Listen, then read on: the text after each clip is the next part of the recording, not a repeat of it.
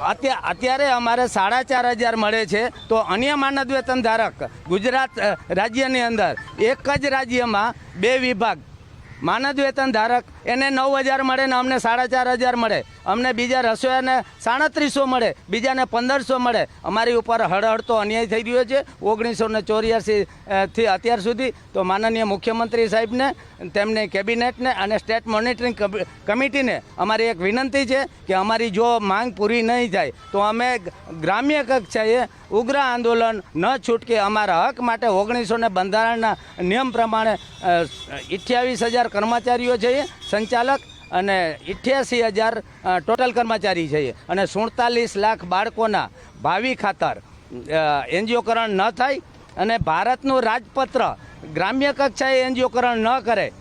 એના માટે આ ભારતના રાજપત્રનું ગુજરાત સરકારના કમિશનર કચેરી અર્થઘટન ઓલું કરે છે.